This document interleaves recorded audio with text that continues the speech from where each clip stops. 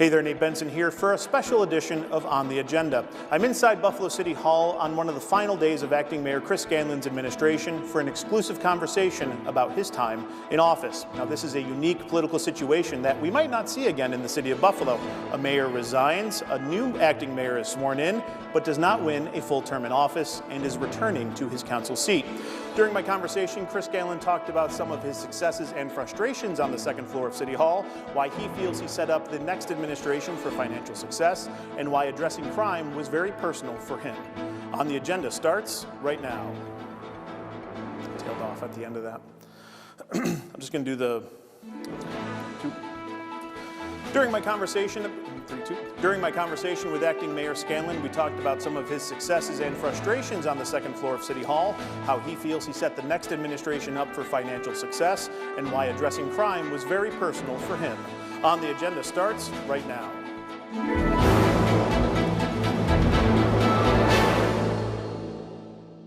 Mayor Scanlon, here we are, the end of the year. We spent last end of the year together. We're here on New Year's Eve together, yeah. We'll get to that story. But here you are, wrapping things up. Yeah. You know, chief executive of the second biggest city.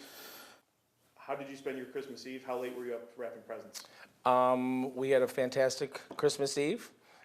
Family in town, family staying with us, and my wife and I host Christmas Eve for both sides of the family, so it was a great Christmas Eve, fantastic Christmas with the kids and family, and looking forward to New Year's. Let's go back to January 2024. Yeah. Council reorg, you were named council president. Yeah. Did you have any inclination at that point that Byron Brown was going to be stepping down that year? Well, certainly in Mayor Brown's last term, there was a lot of discussion about whether he would fulfill the full term or not. So when talking about becoming council president and talking to my colleagues on the council about that, I'm sure that was in everyone's mind, in the back of their mind. It was certainly in the back of my mind that knowing that if I'm taking on the role of council president, there was a strong likelihood that I could become interim mayor, acting mayor, and it was something that I was ready for. And I think that my team and I have proven over the course of the last 14, 15 months we were ready for it. Looking at 2024, when did you actually learn definitively, that Byron's going to be stepping down and you're in the saddle? With absolute certainty, not as early as people like to think I did. Just a few weeks out before his announcement was it absolutely confirmed that he was going to me. When he called me and let me know that he was going to be accepting the position, but that was just a few weeks out from the actual announcement. Knowing you spent time on the council, many years, knowing the situation of the city, what's going through your mind? You're going to be given the reins in an acting capacity at that point in 2024 to take over in the city. Based on the fact that I was in the council for 12 years and had a very good working knowledge of the building, I felt very confident about mine and my team's ability to hit the ground running on day one. And thankfully we were prepared to do that, because right after landing in office, there was a number of financial issues that arose, and thankfully we had a team in place that could address them. Again, your time on the council, you knew, I think broad stroke, the finances of the city were not good. Yeah. You get behind this desk in this office, you kind of really get a better understanding. Is that safe to assume that you learn where the skeletons are, so to speak? For sure. Listen, for the 12 years I was on the council, kind of prided myself on the fact that I knew what was going on in this building. I was here every day, working every day. This is all I did. I gave 100% of myself to the council office and that responsibility. And in particular, the finances of the city of Buffalo and the budget. I prided myself on knowing the budget inside and out. And despite that, you land on the second floor and you get to peek behind the curtain and you find out what the reality of the situation is, for sure. Was it much worse than you thought it was? Absolutely. I heard people talking, the city has a $20 million deficit. I believed it was somewhere around 45 coming down here, but shortly thereafter learned it was probably somewhere closer to 70, 75. Was there a conversation between you and Byron after you were sworn in? Thanks a lot, Byron. Appreciate that. No, that's first, that's not how I conduct myself, but secondly, it's that wouldn't have done me any good. All my attention, all my focus was on rectifying the situation. And whether it was the operational budget here or our American Rescue Plan. In very short order, after arriving on the second floor, we had to deal with those very serious situations, and I believe that the team addressed them in a fantastic manner. Did you ever have any conversations with him, though, when you took the office, regardless of, but not necessarily the nitty-gritty, or placing blame or anything like that, but did you ever seek him out or any of the previous mayors out for just advice about what to do in certain situations? I certainly had conversations with people, or in particular early on.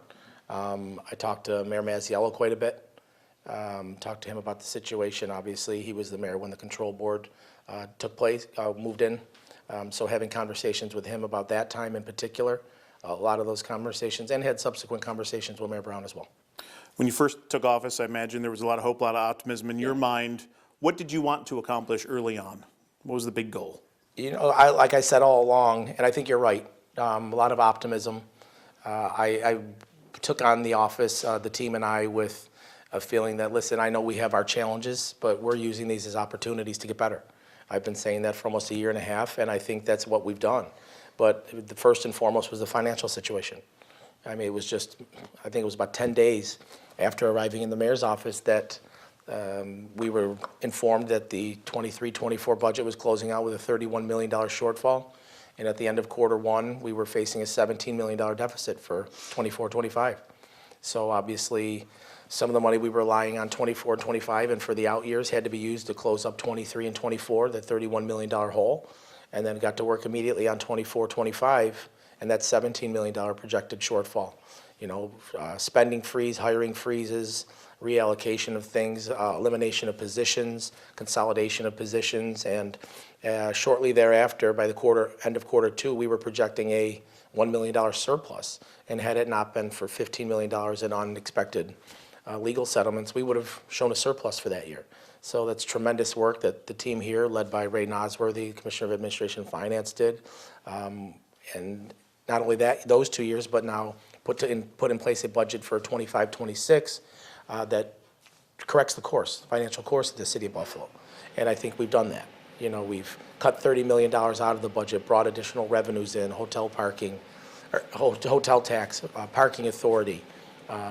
Again, eliminated some positions, and we've closed that gap almost completely if you look at the 4-year plan.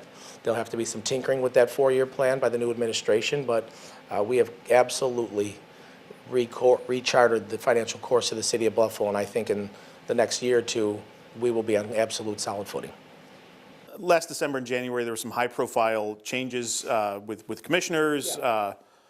Why was it important for you to bring in different people rather than maybe stay the course with the people the previous administration used? Yeah, I think sometimes philosophies are different, right? And I had conversations with those commissioners about where we wanted to take the city of Buffalo. Our theories, our ideas on how we get there didn't quite match up. And so there was a parting of ways. I think very highly of the people that did not stay on with the administration throughout the entire year and a half. I worked with them for a number of years when I was a council member, but we brought people in place that have done a tremendous job. If you look at the Buffalo Police Department and the job Al Wright and Deputy Commissioners Overdorf and Fahey have done, if you look at the crime numbers, the Foot Patrol Integration Unit, things like that, the impact that we're having on the community is tangible. And I keep telling people, the perception of safety is fantastic, but the only thing better than that is actual safety.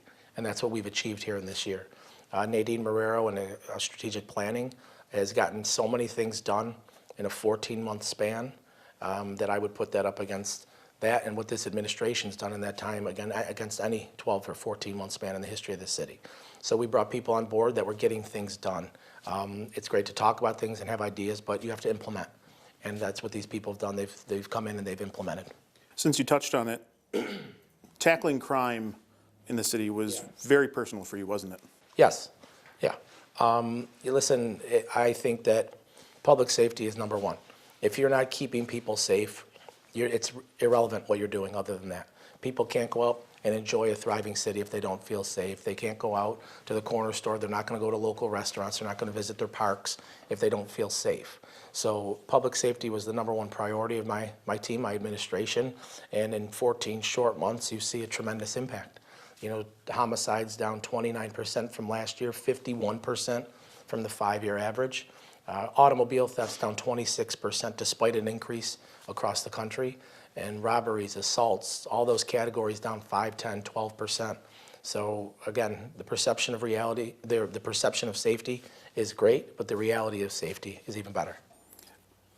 Again, that perception of safety, you mentioned, my timeline's correct based on what I've been told. Around the time you're taking office, your home gets broken into. Yes. Yeah. Very, very, and my car's stolen. But it was a rough month or two, but listen, that's not why we were focused on public safety. I am a resident, my wife, my kids are residents, but as the mayor of the city of Buffalo, your number one priority, your number one job is to make sure that people are safe. But certainly, I think the point is no one's immune to the No, perception for sure, of safety, yeah. right? I mean, it can be a gentleman walking down the street, it can be the acting mayor impacted by, the unfortunate situations we see ourselves in the city, right? Yeah, for sure, and that's why the major focus on public safety, because it can hit anyone. It can hit any core of the city of Buffalo, anyone, any resident of the city of Buffalo, and so it was important that our officers and our administration within the Buffalo Police Department were doing things a little differently moving forward. And I think the fact that, in particular, that foot patrol unit being out, being visible, has led to people feeling safe, and then ultimately fewer crimes being committed. Around the time you take over from Byron Brown, that incident happens. You're handed a city in financial, whatever adjective you want to use, ruin, despair, what have you. Peril. Another personal matter, your brother passes away. That's a lot for anybody. If any family incident is a lot, but then, obviously running a city on top of that. Was it difficult to process all of this all at once? Because it happened very quickly in succession. Yeah, obviously it was all in the first couple of weeks of assuming the role of mayor, and my brother passing in particular, obviously how hard it hit me and the family. I think the fact that the job is such a challenge on a daily basis, it actually took me a little while to begin to process it, because we are so ingrained in doing this every day. But thankfully have a tremendous family, a tremendous group of friends and support group. And in particular, the team here, which functions much more like a family than it does a group of coworkers, certainly helped me and my family get through it. There's a lot that goes on into being a mayor and a father as well. How difficult was that transition going from council member, who is obviously very active in his district, to now representing the entire city while trying to be a husband and a father? Was that a difficult transition for the family? Yeah, for sure. Listen, when I'm doing the job of mayor, you are kind of just going 100 miles an hour all day long, right? The team is going 100 miles an hour all day long, and responsibilities at home sometimes can fall by the wayside, unfortunately, and inadvertently. Thankfully, I have a wife who is an incredible partner in every sense of the word, who really picked up the slack for me over the course of the past 14, 15 months. I have 3 incredible children, 3 very resilient children who dealt with a lot over the course of the past year. Obviously, not just the transition from me not being home as much, but losing an uncle, things like that. So, incredible wife, 3 incredible children, and we're able to function well with it. Looking back at these 14 months, you have had some milestones. Crime down, parking authorities, you've got the appraisal for that. Yeah. That is going to put the city in a better financial shape. Is the city better off now than it was when you took office 14 months ago? I don't think you could debate that, quite frankly. And I think during our time together, you've probably picked up on the fact that I'm not someone who likes to pound their chest.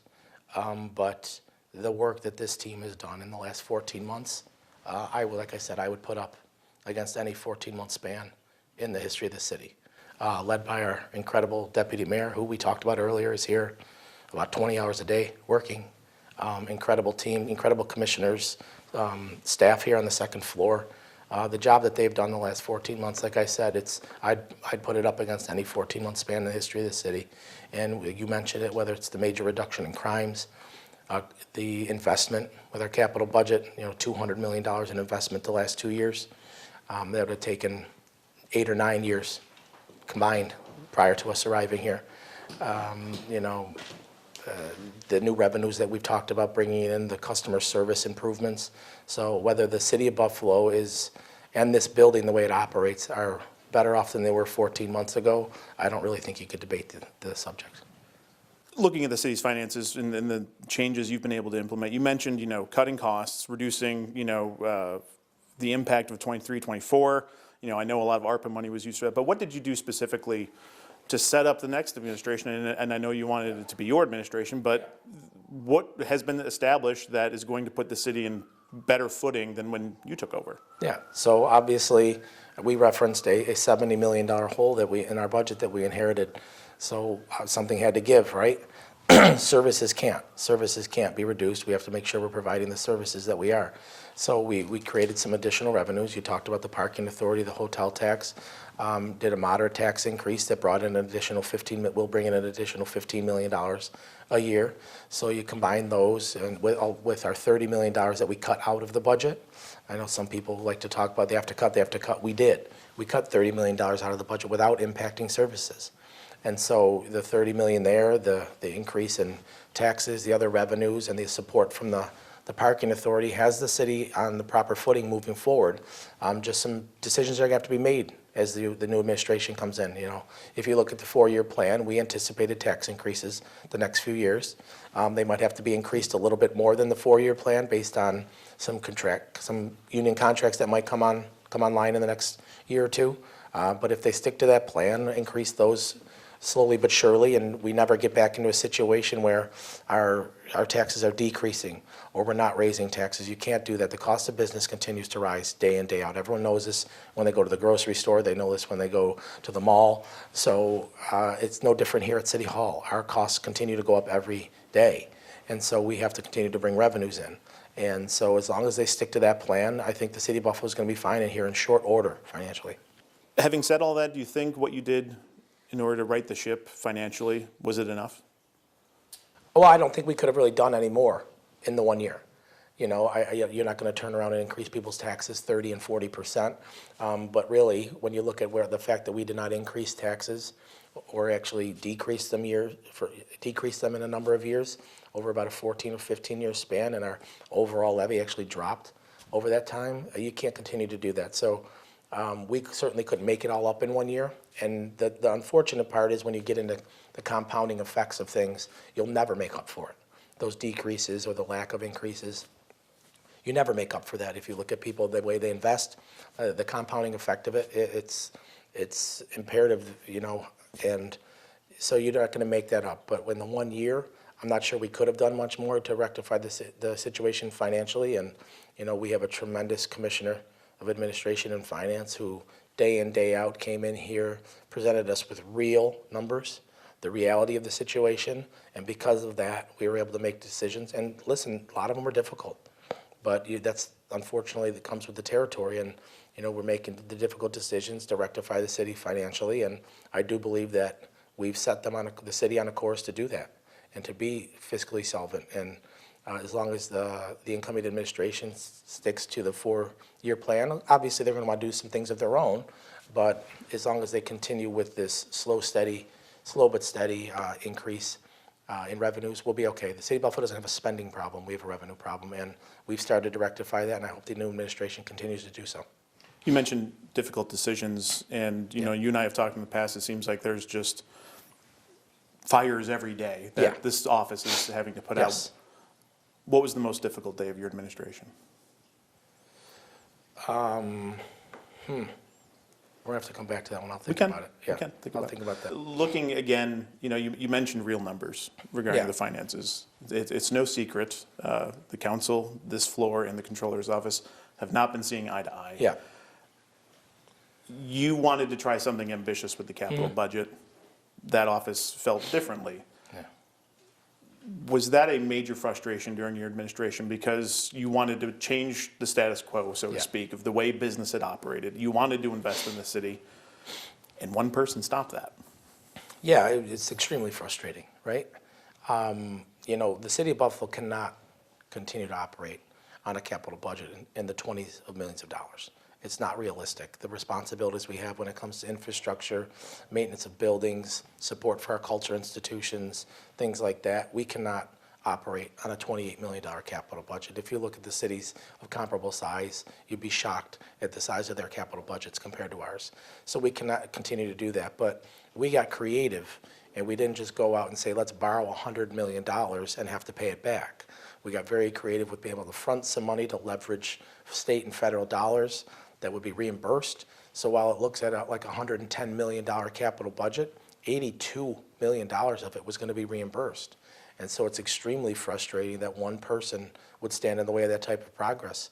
And, you know, moving forward to the next year, we put together a $95 million capital budget. Again, a large portion of it, $60 million of it, almost, it will be reimbursed.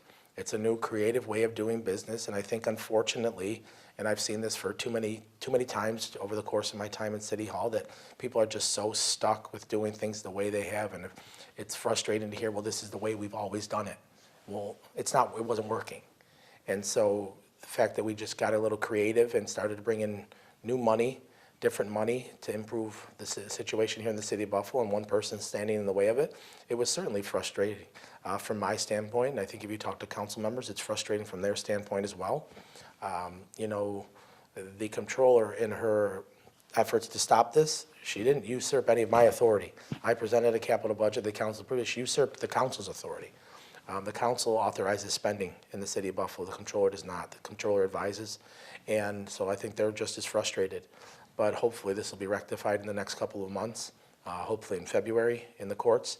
And then I would encourage the new administration to continue to borrow along these lines when it's not impacting our bottom line very much each year. Because we've now missed out on a full year of construction. And we're going to be lagging behind now where we already were lagging behind because of how small the capital budget was. So we're even further behind now. We're going to have to make it up quickly, but I encourage them to continue to invest. The parking authority was another creative tool that you thought of, and there was some criticism there. Why would you get rid of assets, you know, things like that? But the appraisal just came back over $40 million, which, you know, related to a residential home. It never sells at the appraised price. Is that another way that you've set up the next administration for success financially? Because you could be getting $60, $70, $80 million for these ramps. Yeah, I don't know what the sale price will be, but you know, that was also very frustrating. You know, we tried to get creative, and people would talk about, why would you give away these assets? You know, financially, they're more of a liability than an asset, considering their current state.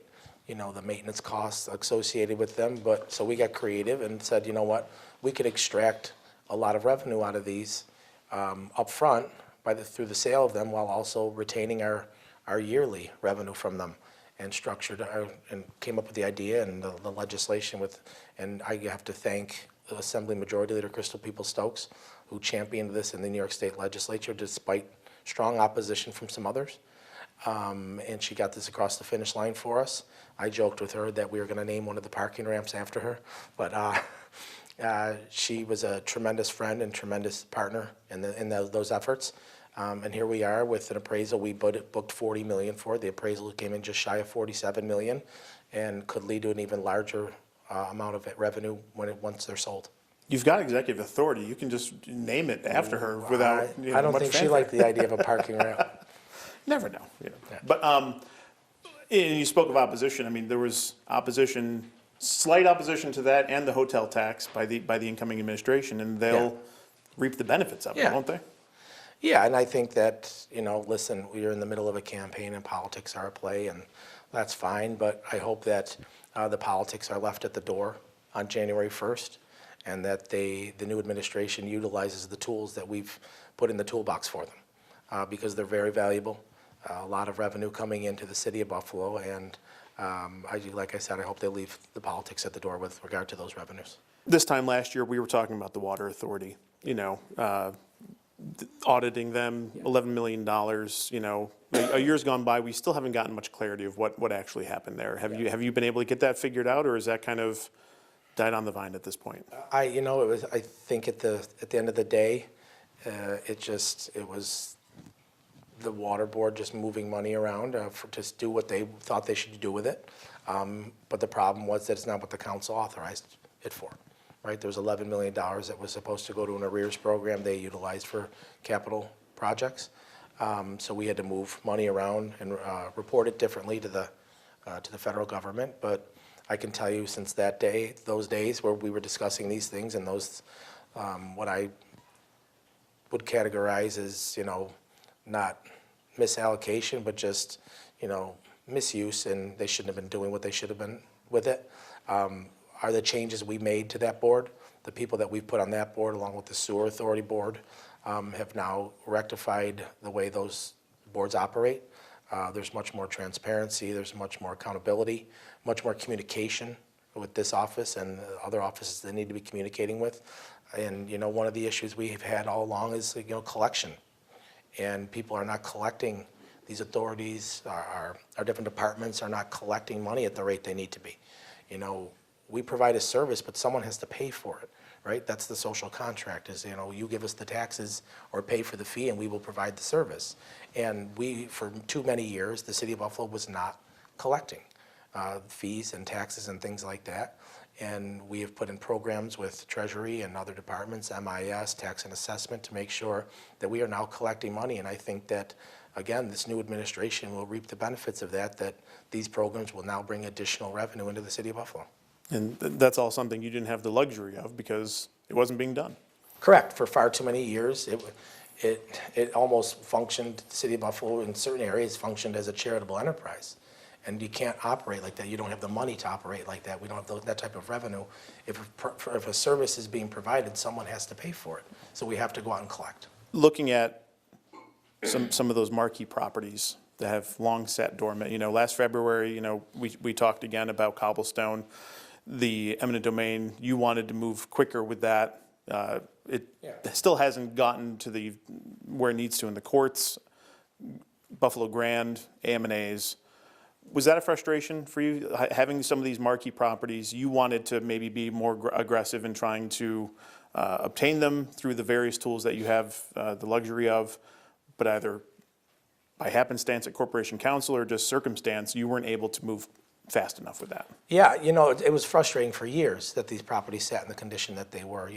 As a council member, it was frustrating as well. We'd hear from the administration, they're moving closer to getting someone to do something with the property, the owner to take steps to rectify the situations of those properties. But I think that we've done a tremendous job when it comes to some of those marquee properties like you mentioned. The Buffalo Grand cannot sit there at the gateway to downtown Buffalo empty. It's too valuable a property. It's got 450 hotel rooms that would help us bring conferences here. And an owner that, if you look at that property, the Wonder Bread Factory, others that he has owned, is no intention of bringing those properties online. It's very evident. He can say what he wants. He can try and blame the city of Buffalo. That's not the problem. The fact that he's done nothing with those properties is the problem. The 110 South Park, again, moving on that as quickly as we can. Didn't get to move on AM&As as quickly as we'd like, but you look at just a week or two ago, we took ownership of 2 St. Louis Place, a property that has long been a thorn in the side of the residents in that neighborhood. So I hope that the incoming administration continues to pursue ownership of these properties and others. This shouldn't just be for marquee properties either. If people are letting homes and other properties on commercial corridors throughout the city of Buffalo fall by the wayside, become derelict properties, leading to unsafe conditions, we should move on those as well. People should not be allowed to impact neighborhoods in this way. What didn't you get to finish that you maybe wanted to? Oh. How much time do we have? Exactly. And that's the thing. Like, we've talked about this in the past, that, every day there's something that pops up, multiple things that pop up. So I don't think the job's ever done, right? So it's tough looking at 1 or 2 things that we weren't able to accomplish, because I think that we've been extremely successful as a team. The major things that we set out to do, crime reduction, public safety, investment through the capital budget, customer service through things like the Homestead Plan, all while facing a lot of constraints, a lot of problems, whether it be the financial ones we were faced with. We've got, people in Washington, the president cutting programs that impact our end users on a daily basis. I can tell you that shortly after arriving in the mayor's office, they started to cut programs, and we had to shuffle and move people around very quickly one day to make sure that we didn't cut these programs. These programs weren't ended. And, you know, it was tremendous cooperation from the Buffalo Urban Renewal Agency and their board, the Buffalo Common Council members coming in to have special meetings of both of those bodies to make sure that the president wasn't cutting our CDBG programs and impacting our end users, right? Some people at first say, oh, they're cutting that funding to the city of Buffalo. Well, what's the problem? But the problem is the end user. And the people who benefit from those programs, in particular the block grant funding, are our most vulnerable residents, our most vulnerable end users. And so it was incredible to see everyone coming together and cooperating to get those programs secured and make sure they stayed in place. At this point in the interview, Mayor Scanlon and I decided to take a little bit of a walk around the office and the hallways of City Hall, and it always seems like someone's got their eye on you. Did it sit heavy on you having all these portraits of every mayor before you? Yeah. Look at you as you walk into this office every day? Yeah, it's certainly the first couple weeks, for sure. You know, the gravity of it and just how important the role is here in the city that I grew up in, obviously. Very familiar with a couple of my predecessors, and but it was certainly an honor to work in this office for the last 14 months, for sure. You know, certainly you wanted this to continue, is what it is with the election, of course. Yeah. But has the unique nature of the situation now set in at all? A mayor resigns, you take over, and someone else is moving on into that space, and here's your 14 months. Yeah. We might never see anything like that again, barring some unforeseen circumstance. I mean, it's a very unique situation. Very. I don't think it's happened in more than a half a century. And obviously, like we talked about earlier, when I was appointed voted council president, elected council president by my colleagues, knew it was a possibility, not a certainty, but in short order it became clear that there was going to be this transition to me as acting mayor, and started to looked into the situation and realized just how unique it was. And now certainly we've had what I believe is a tremendous 14 months and setting up the new administration and the city for success. So while I'm certainly disappointed with the results of last June's primary and not continuing on as mayor, these 14 months are something I'll always be proud of. Looking at, you know, kind of the way things stand now, besides the laughs, I guess going back to the difficulty of this job, you know, what were some of those really difficult decisions made here with your team in this office? You know, obviously we talked about the financial situation. When you start cutting things, you have to worry about how it's going to impact people. Thankfully, we were able to avoid laying people off. That was something I was very adamant about. Let's see what we can cut before we ever get to a live body. It's something I talked about during my time on the council. I felt there were other areas where we could cut long before we started sending people home and impacting their families. Thankfully, we were able to do that. And then, you know, we talked quickly about the impacts of the Trump administration and some of the things they've done that was impacting our block grant funding and other things that we had to scramble to get things done. But it's, so each day there's a lot of smaller ones that the public probably doesn't even know about, day in, day out, difficult decisions, but that doesn't stop. That's a daily thing. Obviously, the decisions you made here in this office had an effect all throughout the city. Yes. And I just walked in front of the mayor out the door, so there's that. But, you know, it's your name on the door right now. What's that going to mean for you for the rest of your life? You know, I've talked about this a lot. I'm born and raised in the city of Buffalo. Someone that's very passionate about this city, and I've had the great fortune of serving on the council since 2012, but to be able to come down here and operate as mayor for the last 14 or 15 months is something that I will always cherish, and an opportunity that I will always cherish. And I'll be able to look back very fondly based on the fact that I think we've conducted ourselves the right way the entire time, our administration, with class, with integrity, with transparency, and you know, just thinking back on the accomplishments, and like I said, more than that, the friendships, the personalities, the laughs that we've shared. It's been an absolutely incredible 15 months. knowing how difficult the election cycle was while dealing with everything that you were trying to deal with the city, not knowing what the cards are in the future, is running for mayor again in the future for you? Yeah, so obviously when I came down here last October, in very short order there, a campaign kicked off as well, and we didn't receive kind of the honeymoon period that you typically would when you arrive in a mayor's office or a chief executive's office and get your first 100 days to get things up and running. We were right into a financial mess and obviously running a campaign, so things were going at about 1,000 miles an hour every day, but I would, I'm going to go back to the council on January 1st and continue to represent the residents of the city of Buffalo, and who knows what the future holds. Are you planning on staying in that council seat long term? Yeah, as of right now, I have no other plan. I've certainly, if I'm being honest, people have approached me about opportunities, both in the public and the private sector, and just haven't had too many conversations about it. Right now, again, my focus has been here, and particularly the last month or so, the transition and getting the next administration up and running so they can hit the ground running. Their success is the city of Buffalo's success, so I'm certainly hoping that they have a successful 4 years.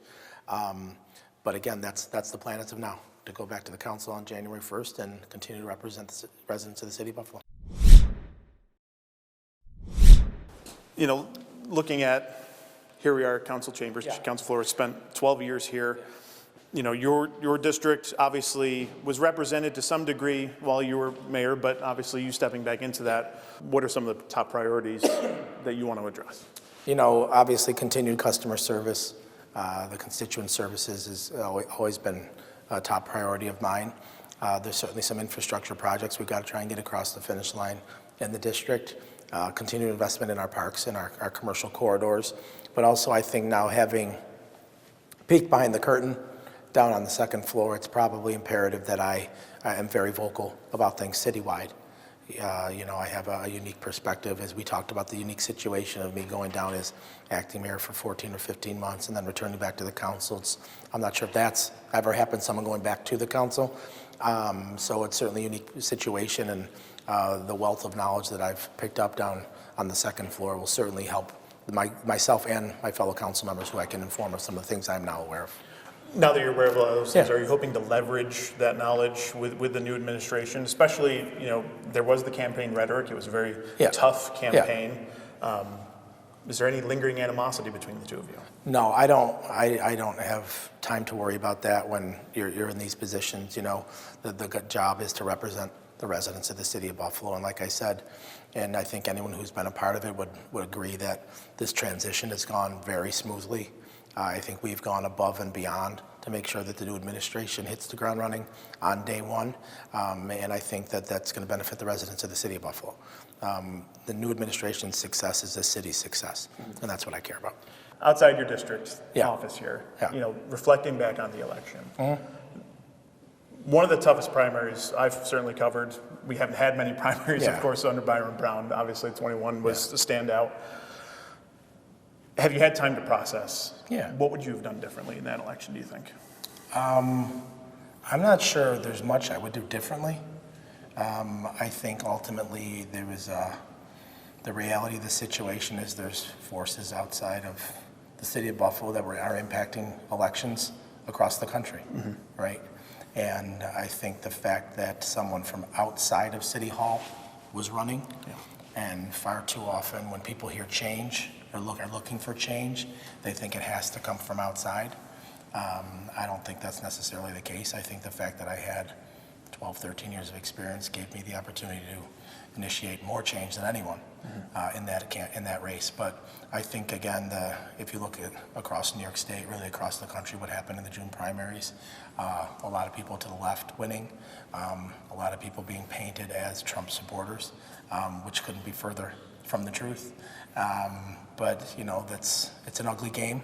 But I signed up for it. I said early on, this is the life we've chosen, and you live by the sword, you die by the sword, right? So ugly things that take place in campaigns, but I think people were looking for some change, and they view someone coming from outside the building as more potential for more change. Do you think you were unfairly kind of pigeonholed into that aura of City Hall of cronyism and patronage and just the old way of doing things, and you're part of the problem, even though you had only been acting mayor for a few months at that point when you announced, but you were lumped in as this lingering problem at City Hall. Yeah, I think that comes with the territory of being in the building for as long as I have, you know, and I think that if you looked at those first few months of me as acting mayor, nothing could have been further from the truth. You know, we were making major changes when it comes to department heads and initiating change and changing the way we did the capital budget, rectified the American Rescue Plan. So I think we were anything but the status quo despite being painted that way. But again, it's all part of politics and campaigns, and it's what happens. Do you think you should have, especially when your childhood friendships were brought into this and kind of pigeonholed you as Trump light, essentially? Do you think you should have fought against that harder? Well, I think I pushed back, but I'm certainly not going to alienate people that have been in my life for my personal benefit. That'll never happen.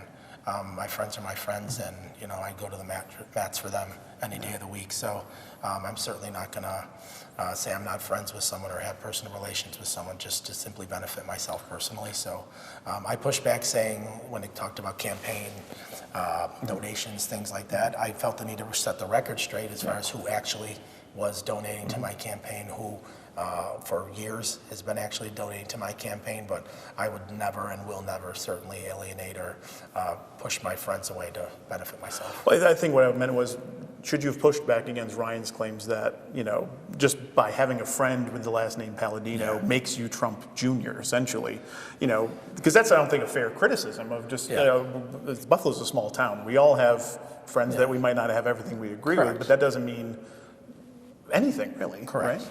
Yeah, and we pushed back on it, but ultimately that that kind of narrative resonated with some people and kind of impacted the election for sure. But again, I'm not going to alienate or push back against my friendships just to benefit myself. That'll never happen. If that primary was in June of 26 instead of June of 25, and you get that extra year to really shape the city like you see fit, is that outcome different?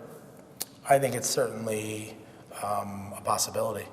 You know, I believe that in the short 8 months between me assuming office and the primary, we certainly displayed that we were anything but status quo, and the way we were operating, the way we were doing things. But again, elections are elections. Primaries in particular are difficult, you know, low turnout, things like that. So there's no reason for me to sit here now and whine about it. It was a primary. We ran our race. They ran their race. They won, and they'll be the new administration on January 1st. And what we've done between June and January 1st to get them up and ready, I think, is going to benefit the residents. I think looking at the outcome of the primary, you know, I was certainly surprised at an 11-point difference. I thought it was going to be much, you know, having closely covered it. Clearly, I don't know anything. That's a whole different story for a different day. If that was within 3 to 5 points, because you had somewhat committed prior to that of running independent, if you know, you possibly could have. If that's a closer margin at the primary, were you running, or what was it specifically that made you think, I'm not doing this? See, 11 points might sound like a lot, but when there's low turnout, that number sways a lot faster, left, back and forth. So I didn't, there's a couple thousand votes, that was the difference.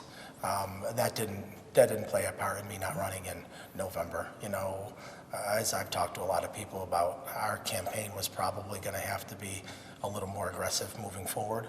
And what I was not willing to do is set people up in our team for failure down the road if we weren't successful in November, and kind of leave them on an island where people might not be willing to work with them or talk with them about positions moving forward.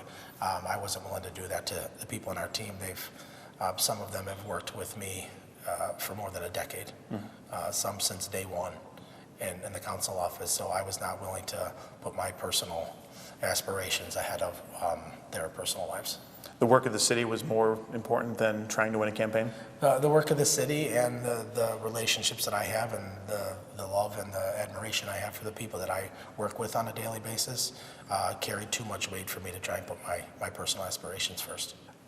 You know Western New York politics, you know Buffalo politics probably better than a lot of people. in the thick of it.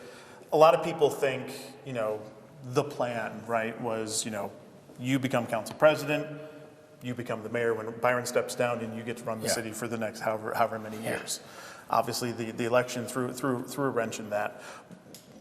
Was that the grand vision? Was there a backroom conversation back in 2023? Here's how we're going to lay this all out? Because I think there's the specter of politics versus the reality of politics, right? Absolutely. I understand that the way things transpired led people to believe that there was some sort of deal, and a couple years ago, like, let's set things up this way. That is not the situation. You know, when the term for council president came about, I felt I had a unique experience here, 10 plus years at the time on the council, and ability to lead the council.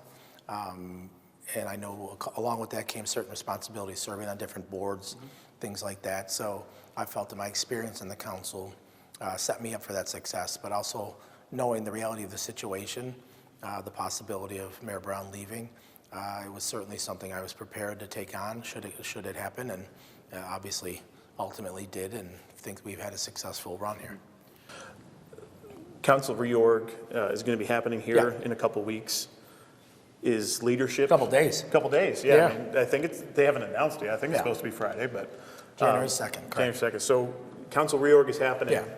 Is leadership possibly on the horizon for you again in council? Or do you want to take a step back? I think it's best that I take a step back. Why? I've informed my colleagues of that.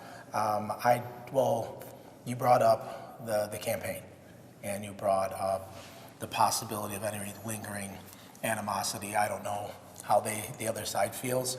I don't think it would be beneficial to the residents of the city of Buffalo if I were the council president or majority leader and going down and negotiating with the incoming administration. If any of those feelings did exist, I think they could probably get in the way.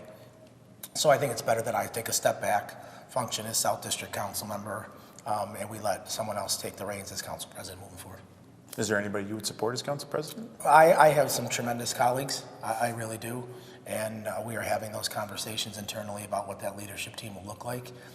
That'll come online in a very short order here. Like I said, January 2nd is the reorg meeting, so it has to take place by then. So in the next couple of days, we'll finalize all of that. And although not functioning in a leadership role, will certainly be here to lend my support to that leadership team, again, having the experience that I've had the last 14 months. The current makeup of the council, you certainly can see, if you cover council enough like I do, you can kind of see where everyone's kind of aligned. And there are certainly those on the council who will likely be very supportive of the incoming administration and anything they want to do, and probably vote that along. But there are several members of the council that might not feel that way. And for the first time in a generation, you might have a council all Democrats, some a little more left, some a little more center, and you might actually have to do a lot more bargaining to get things done. Is that a welcoming opportunity? Yeah, I think so. You know, anytime we're in these chambers and we're deliberating and debating things, good, healthy debate is a good thing, right? And, you know, I think everyone ultimately getting on the same page, pulling in the same direction has to be the goal, but it's a matter of how you get there, right? You can disagree and still be productive, right? It's just a matter of working things out and saying, all right, well, this might not work for my district, but here, let's do this. And it's just a matter of just going to be a little more work. That's all. And that's certainly not something I've ever shied away from. I'm willing to have as many difficult conversations as we need to with our colleagues in the council and with the incoming administration. So going back into council chambers, what are you most excited about? You know, these chambers, it's the people's chambers, right? And this is where our closest proximity to our residents. And this is where you can impact people's lives quickly. That's what I've always said, you know, having this proximity to the general public.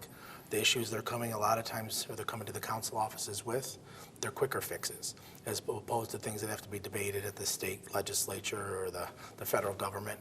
A lot of times these are things we can impact people's lives with in short order. So it's probably the most exciting about it. It's what I've always loved about it. 1 week there can be a resolution, the next week you're voting on it. I mean, things happen quickly, and the impact of that is citywide. Absolutely, and you know, a lot of times people's frustration with government is the red tape and things that hold different issues up. But again, like you mentioned, things can happen here in just a matter of just a few days. You know, one of the things you haven't highlighted, and again, you've been careful not to pound your chest, but you came down to these chambers as mayor and spoke with the council. That hadn't happened in my entire news career, and I don't think it happened at all during the Brown administration, and I wasn't here prior to him being elected. Why was it important for you to make a presence down here as mayor? You know, I joke with a lot of members of the media a lot that you probably get sick of me hearing me talk about collaboration and partnership, but I think that's key to our success here. We've got to be working together. We've got to be collaborating, again, whether it's public sector partners, private sector partners, nonprofits, whatever it is. So I felt it was important when there's larger issues, whether it's our operating budget, our capital budget, some other issues, to come down here and address my colleagues in government face to face, so they could hear it directly from me, not someone else in the administration. And because I believe that over my 13, almost 14 years in government now, I've kept my word to people. And so if I come down to these chambers and I'm telling my colleagues that, listen, this is coming from me, this is the situation, that they would believe me wholeheartedly. You've certainly had your fair share of critics on the council. You've had your fair share of conversations, sometimes heated with council members, both as a council member and you know, back and forth as mayor. Is there part of you looking forward to getting back to that kind of legislative style, getting back in the chair and hashing that stuff out? Yeah, listen, if one thing my father told me when I joined the council was, if everyone's happy with you, you're probably lying to someone, right? You're not making difficult decisions, you're not doing what you think's right. Everyone's not going to be happy with the decisions you make. So certainly I've received my fair share of criticism, but that's the beauty of having 5 brothers. You can handle it. And so, yeah, very much looking forward to coming back in. Like I said, there's some people that I've worked with here for almost 15 years. And so certainly looking forward to working with them again on a daily basis and continuing those friendships and the back and forth of the legislative body. What do you think your father would think about your time here as mayor? You know, I hope first and foremost he'd be proud of the way that myself and my team have conducted ourselves. One thing I constantly talk about is, you know, conducting ourselves with integrity and with honesty, and I believe that we've done that. I think at times, not you, but I think some people in the media are a little jaded from dealing with some people, maybe not as forthcoming, as honest, and I honestly believe at times, especially early on, when we were putting things out, putting information out, people almost were hesitant to believe us. Because they've been jaded by some other people in the past, but I believe that we've conducted ourselves with honesty and integrity, and I think and I hope that's what he'd be most proud of. What are you most proud of? That same thing, and you know, the general public often refers to politics or politicians is almost like a 4-letter word, and I understand it. You know, there are some people that I think slant things that way for people. But I believe that myself, my team, have conducted ourselves in a way that our families would be proud first and foremost, and that I think that the general public and the residents of the city of Buffalo are proud of. Going back to that question I asked you in your office, you know, there's a lot of good days, but there's a lot of bad days. There's a lot of difficult days. Yeah. What was that most difficult day for you in office? Yeah, there's certainly days that are more frustrating than others.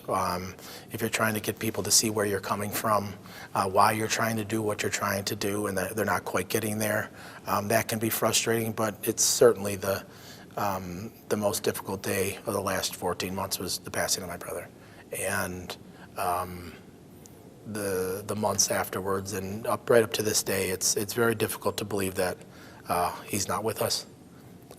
Especially now around the holidays, and really every day. But I think when you're gathered together in large groups, there's a very large hole there in our family. He was quite a personality, quite a man who really put others first, and was always concerned about everyone else. He'd constantly be asking you okay? Are you okay? What's wrong? What's wrong? Just really want to make sure that everyone's okay, and really looked after everyone in our family quite a bit. And he's missed more than he would probably know. He's a little bit older than you, but how Yeah. close was that relationship? Yeah, there's a 16-year gap between my oldest brother and my youngest brother, but it doesn't feel that way. That's for sure. We're a very close knit family. My sister there in the middle of the six of us, and very, very close family. So that gap doesn't feel like as large as it is. Much more close in age, it feels like, especially as we've gotten older. Certainly feel like we're much more close in age and dealing with the same things that people deal with, families, children, challenges, losing our father, losing a brother. These are major challenges that we've all faced together. So very, very close family. Is there something in particular that you're hoping down the road you can drive by or show your kids who are a little bit older to understand it and say, I did that? Not really. I think that, or I hope that, and you and I have spent a good amount of time together the last year or so, and I said this earlier, but I think and I hope that you realize I'm not someone who really is worried about their legacy or something like that. I don't think you have the luxury of worrying about your legacy when you're in a role like this. There's too many important decisions that you have to make, and if you're making them based on what you want your legacy to be, those are decisions that are going to be misguided. So what I'm most proud of and what I'd like to point to my children is that that I've conducted myself in a way that has made my family proud, and that ultimately, not legacy, but I want the same thing that I've kind of always wanted as an adult, that if my name comes up in conversation, there's someone in that group that says, you know what, that's a good man. And that's all I've really ever wanted.